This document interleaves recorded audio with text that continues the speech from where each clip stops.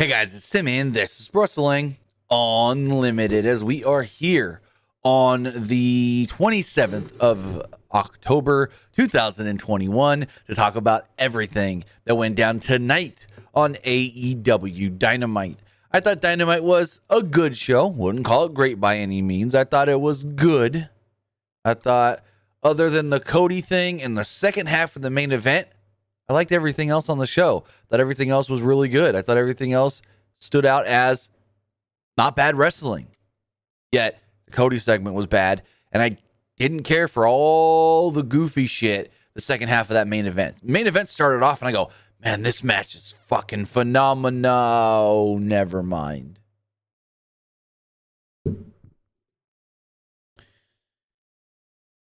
Now, we'll talk about it in a little bit, F-Kit. But he says Cody getting booed also was great.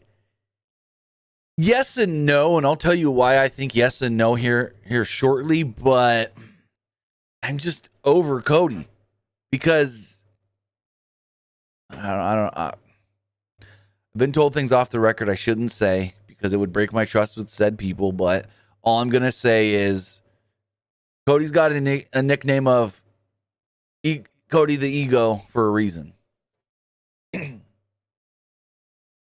But with that, I want to say thank you for joining me here. Twitch.tv/PWU Unlimited, YouTube.com/Pro Wrestling Unlimited, and Twitter.com/PWU Unlimited.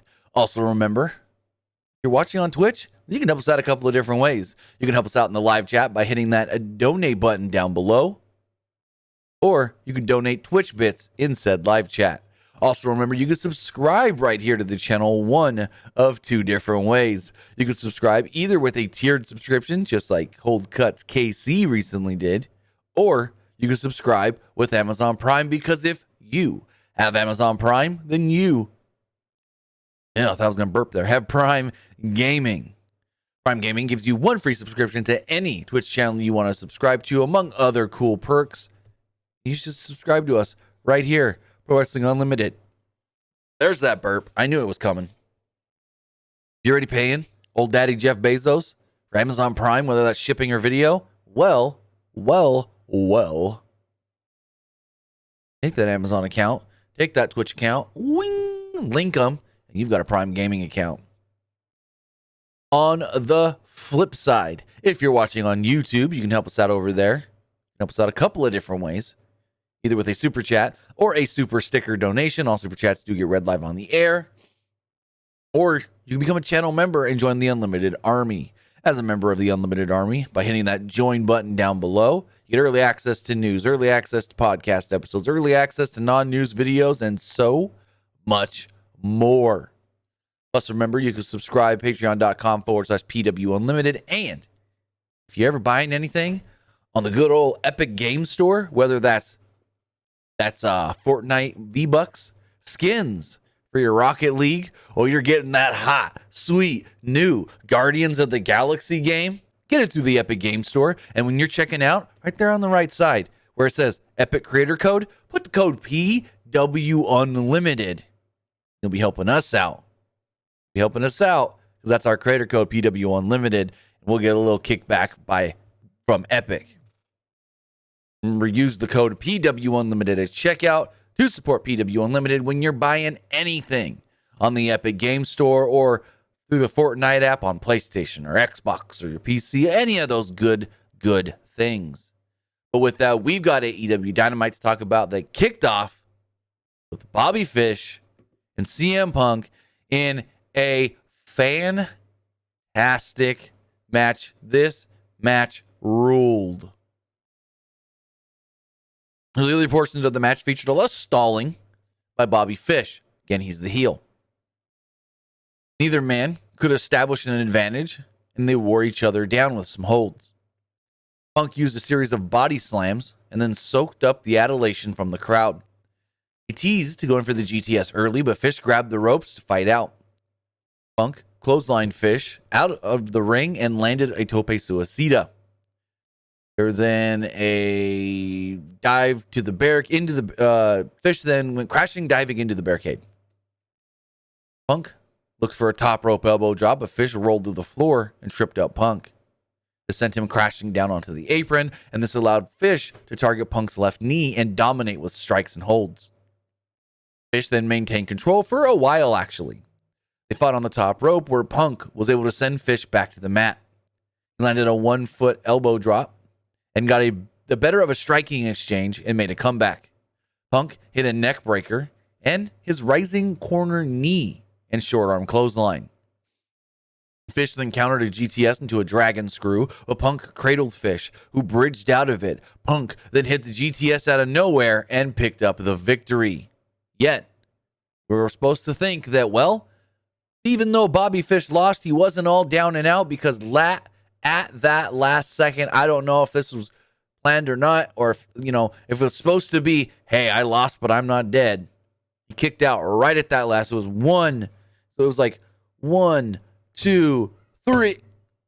A 3 hit, and then Bobby Fish kicks out like a millisecond later. So I don't know if that's what was supposed to happen, or if he kicked out and he wasn't supposed to. I'm not sure. But as soon as that 3 hit, he kicks out. So at first, I didn't think it was the finish. I thought he kicked out because it was so close. I'm like, oh, man. And then they're like, your winner, CM Punk. And I go, oh, that was the finish. Oh, okay.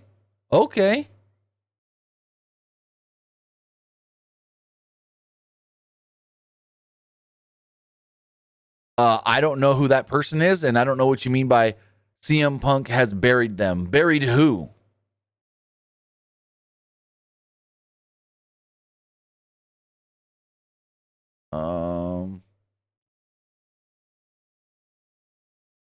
Yeah, I honestly have no idea what you're talking about here.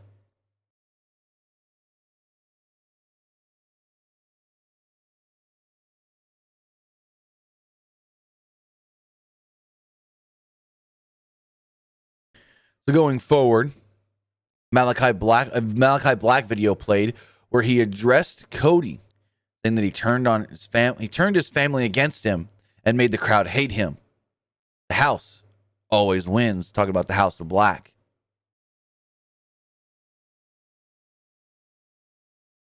Banks, to answer your question, so little that it doesn't even display on their channel. Just saying.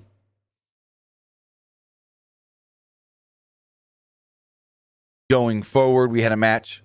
MJF against Bryce Donovan. MJF whipped Donovan into the corner and hit a heat seeker and squashed up this victory. So yeah, there you go. After the match, MJF cut a promo. He insulted Boston a lot and they did a quote Darby chant. He turned his attention to Darby Allin and said that he broke him mentally, so mentally that he can't even come to work. Now that Darby is out of his hair, there's nothing stopping him from fulfilling his destiny. That after Full Gear, it doesn't matter who wins between Omega and Page, because he will challenge and become the next AEW champion.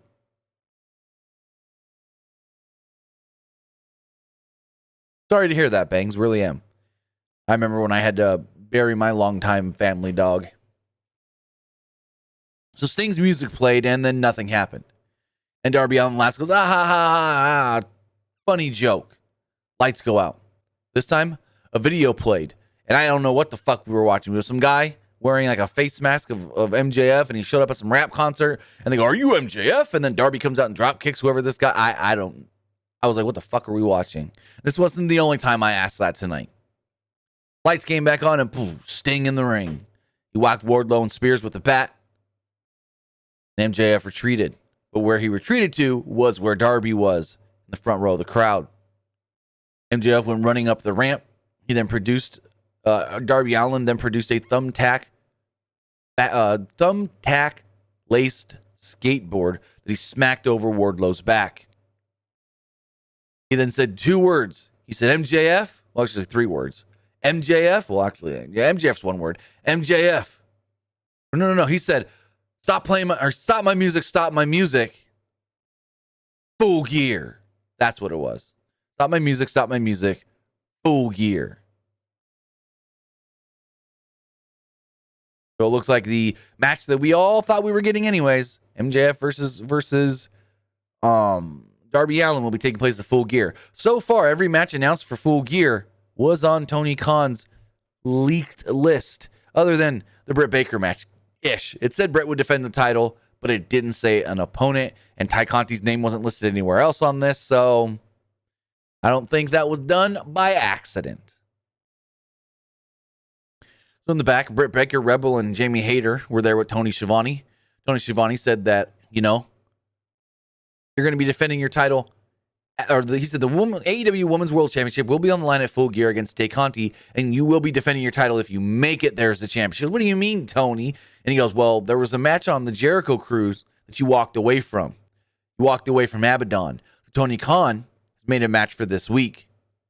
It's Britt Baker versus Abaddon in a trick or treat match, where the treat is if Abaddon wins, she gets a title shot. And Britt goes, well, what's the trick? And Tony goes, well, it's no DQ. And Britt laughed, looks over at Jamie Hayter, looks at Rebel and goes, all right, I got a couple tricks up my sleeve.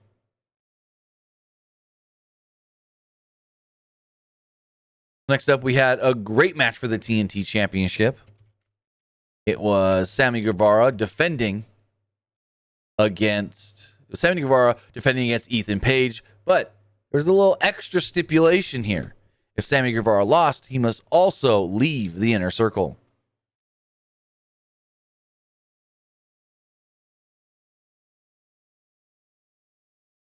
Going forward, I thought this match ruled. I thought these two worked phenomenal together. I really enjoyed this match. Give me 1 second. I have a message I need to check really fast.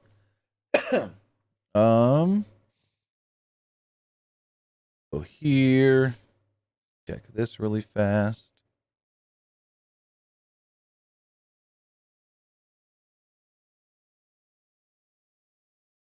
Oh, okay.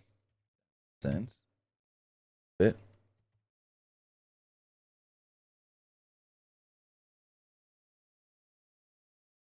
All right, I'm back. So, Guevara bolted down the ramp and attacked for the Bellyman ring. He sent Page to the floor and landed a great flipping dive before tossing Page over the timekeeper's table. Once back in the ring, the match finally started. Early on, Guevara had an answer for everything Page threw at him until Page crotched Guevara on the top turnbuckle and sent him to the floor. After a commercial break, Guevara fought out of Ego's Edge and made a comeback with a clothesline and an enziguri. Page countered a GTH and hit an Icono Slam, followed by an inside-out slam for a 2. Page slammed Guevara off the top rope and hit a running shoulder tackle, followed by 2 more. Page went for a top rope Ego's Edge, but Guevara reversed it into a Hurricane Rana and cradled Page to pin him and retain the title. Sammy Guevara not only retains the title, but also remains in the Inner Circle. So after the match, Scorpio Sky came down and he and Page beat down Guevara before the Inner Circle ran out to make the save. Jericho came out and cut a promo. He said he respects that Sky has beaten him twice, but Page only beats, quote, himself in his hotel room. The Guevara won, so there will be 5-on-5 at Full Gear. It will be them, the Inner Circle, against the America Top Team. That it will be a Minneapolis street fight next week. The Inner Circle will decide which members of American Top Team to face. So I guess we're going to get some sort of a street fight next week on Dynamite. They didn't officially announce it, though, which was weird when they did the rundown. And I think they only said 3 matches for Dynamite next week. I can double check.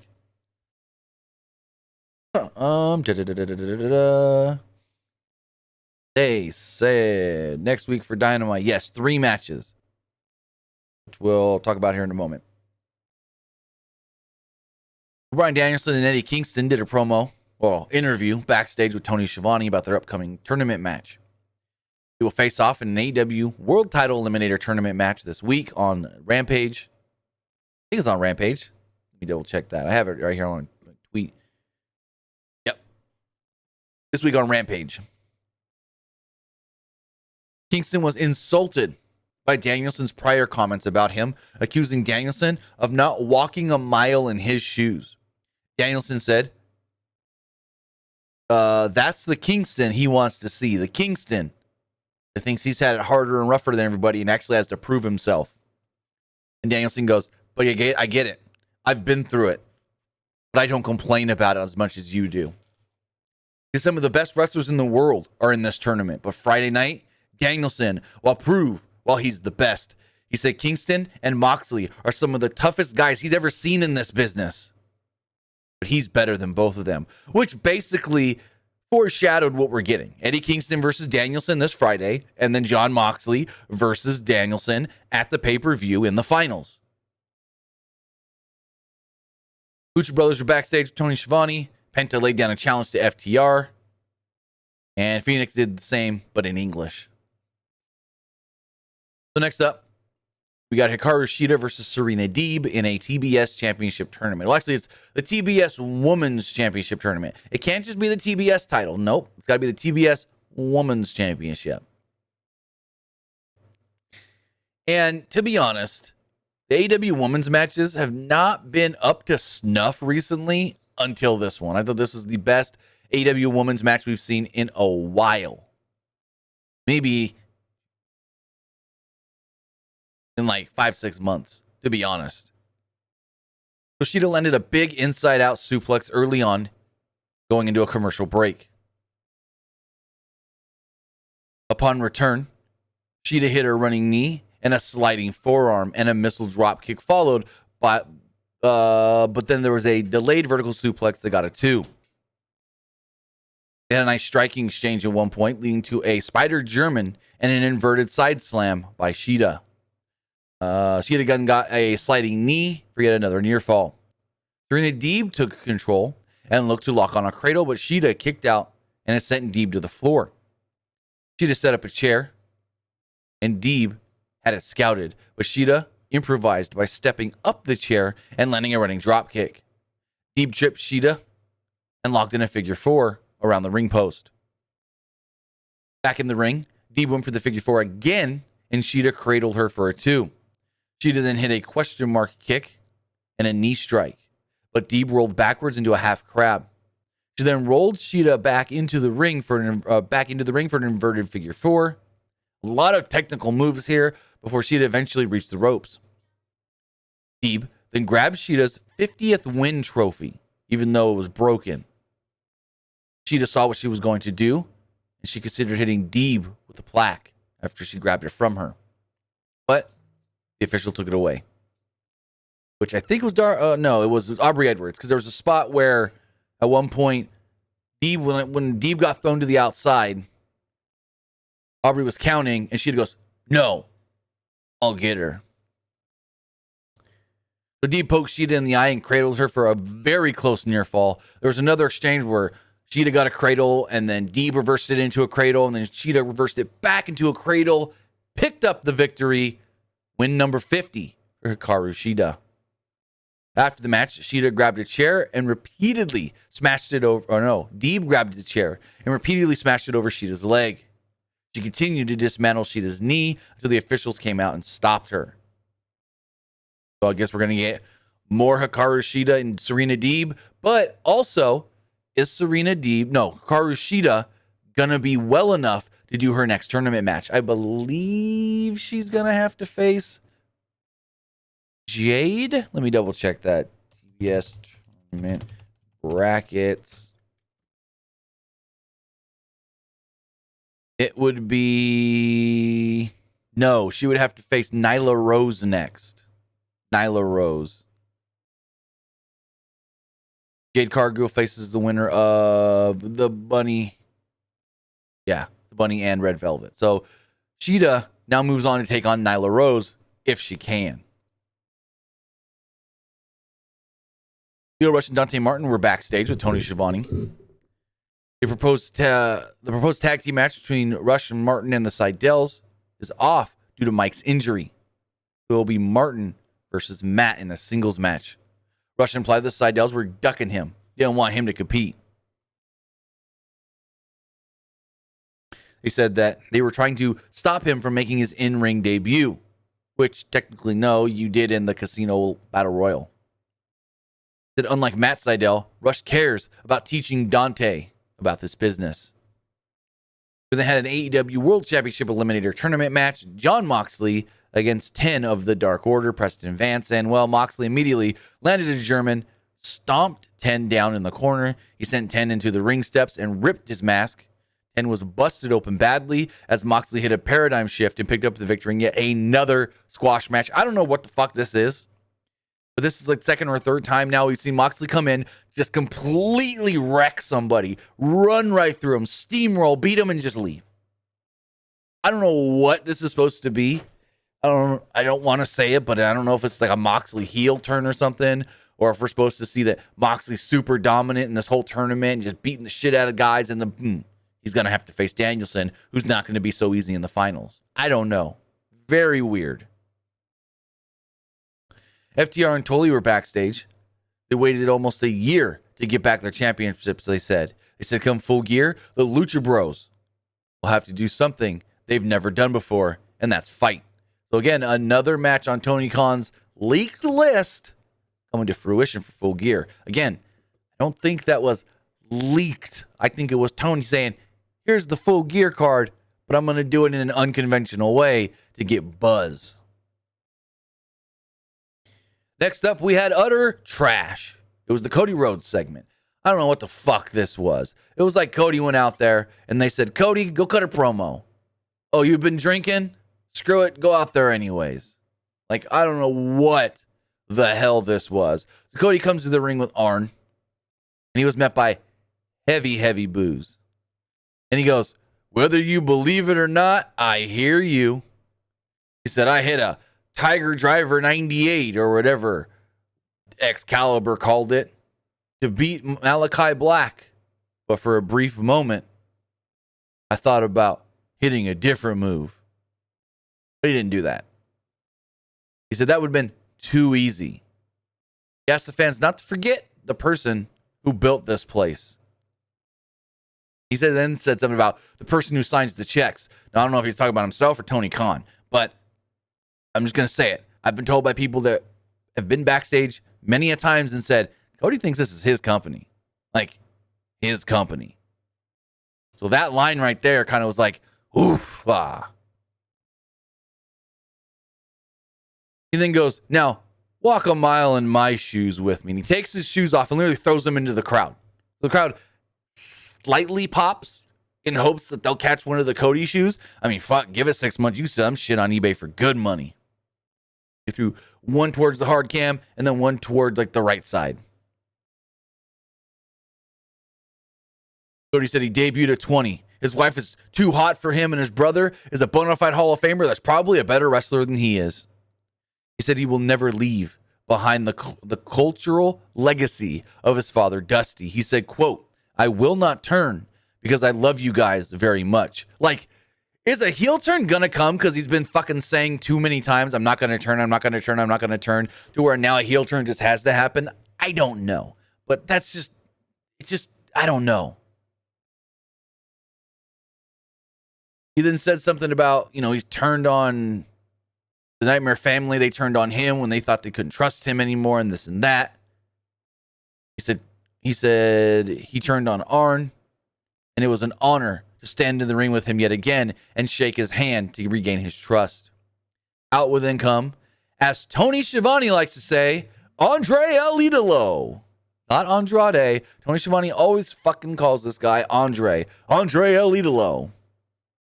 As he says later, Andre El Idolo will take on Cody next week. But Andrade comes out, and he said that people don't like him or Cody. But the difference is that Andrade doesn't care what the people think. He said Cody makes stupid choices, like getting in Andrade's business.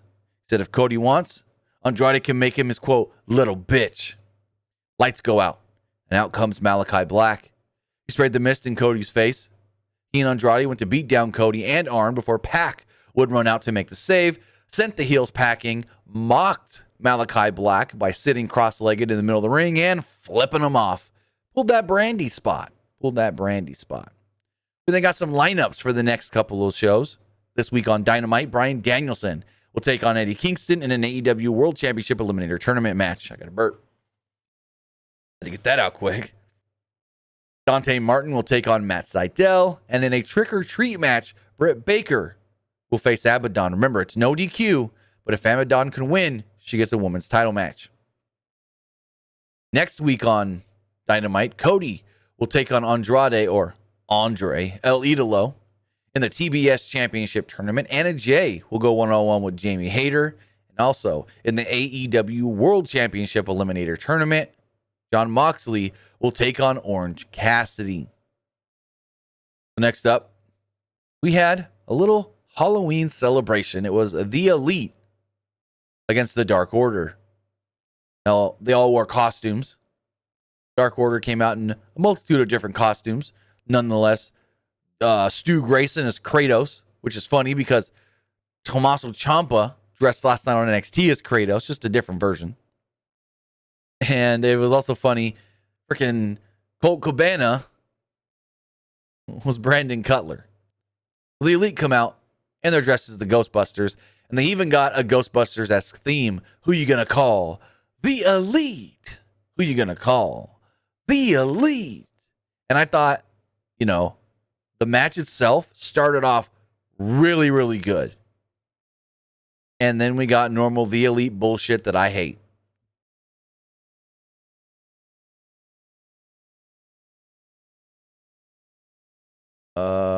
I just lost my spot.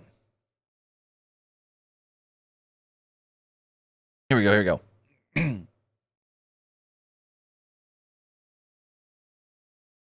So Silver got the advantage early on Cole and mocked him doing the boom, but he said budge. I haven't watched the last 4 episodes of BTE, so I don't get the whole budge joke. If anyone wants to explain it to me in the live chat, what's budge with Adam Cole, John Silver, and Alex Reynolds? I don't get budge. I don't get it. I think it's like a joke on what WWE wanted to turn him in. I don't know.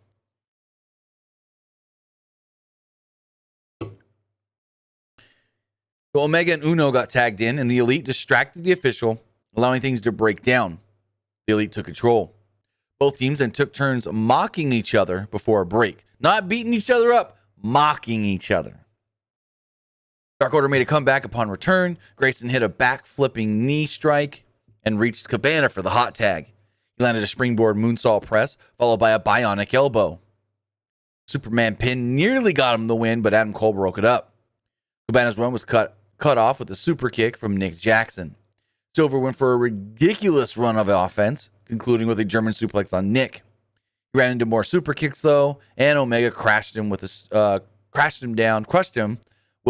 Snapdragon suplex. There was then a super kick into a Yushi-Goroshi combo, and there was a pin attempt broken up by Stu Grayson. Uno then came in and hit the official assisted neck breaker.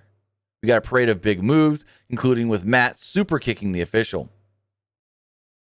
But before that, Bryce Remberg's the referee, and he's watching everything going on, and they're fighting on the outside, and what? Big baby Michael Nakazawa just splashes, I think it was Silver on the outside. I didn't write it down for some reason.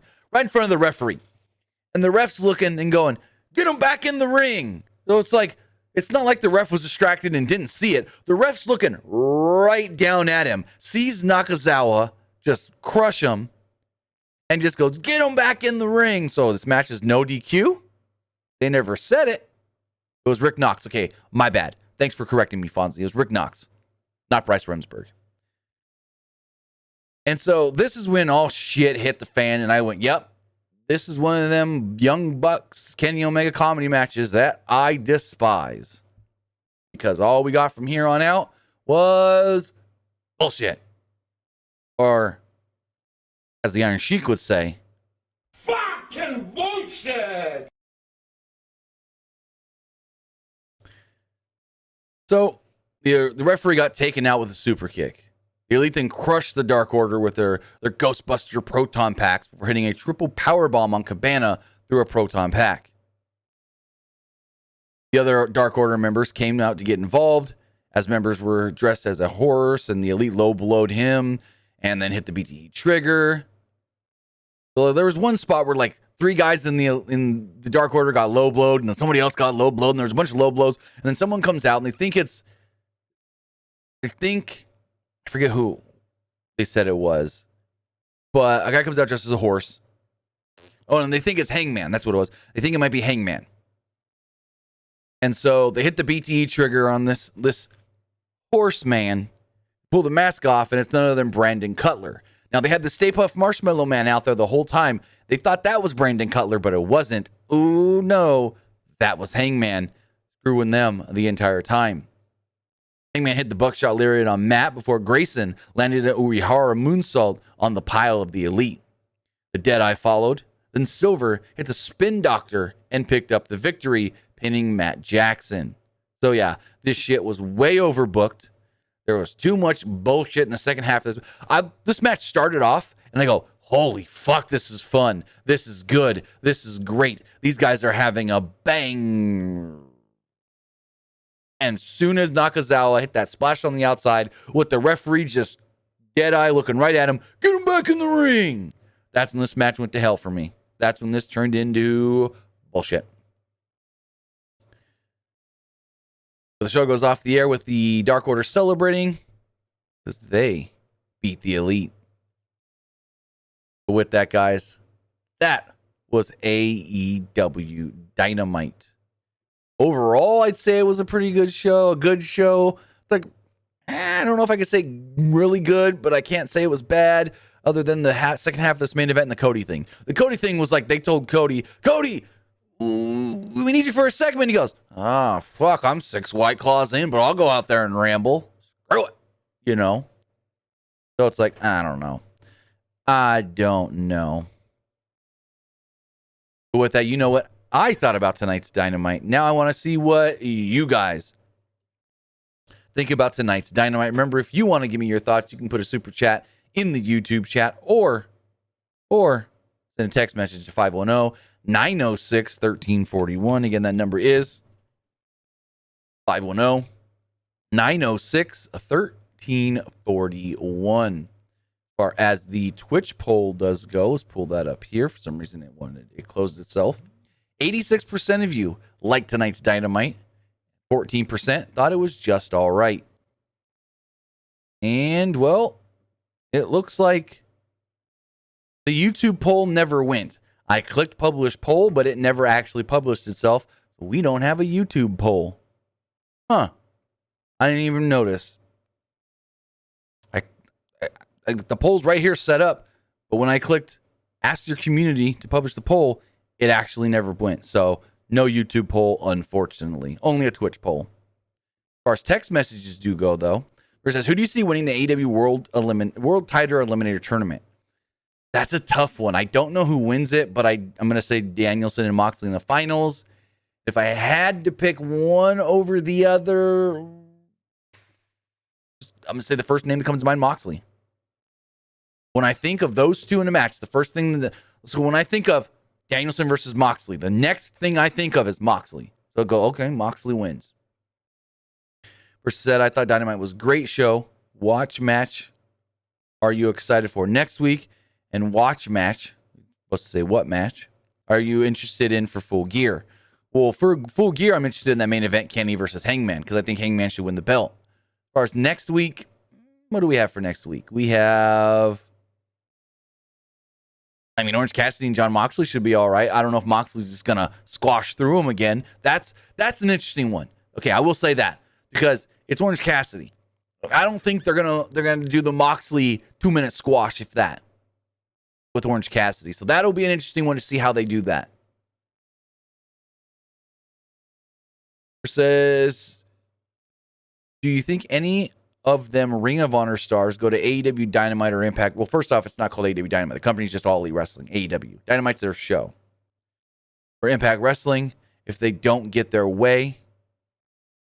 And also, what do you mean? I don't even understand this question. They don't get their way? What do you mean by don't get their way? Get their way with what? That question makes no sense.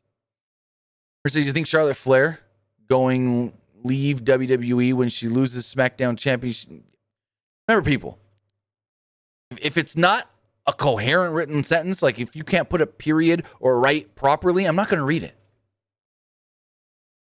First off, I'm slightly dyslexic. What the military told me. And so sometimes I got to read things 4 or 5 times. I don't want to do that on stream to make sense of your incoherent writing. I'm not trying to be rude there. I'm just stating the facts. And finally, this last text message here goes. No, actually, I got 2 more. Hearing the news concerning ROH from earlier, do you think Tony Khan should buy ROH and run it as a second brand under the AEW umbrella? No, I don't. I know back in 2018, WWE tried to buy ROH and they wouldn't sell to him.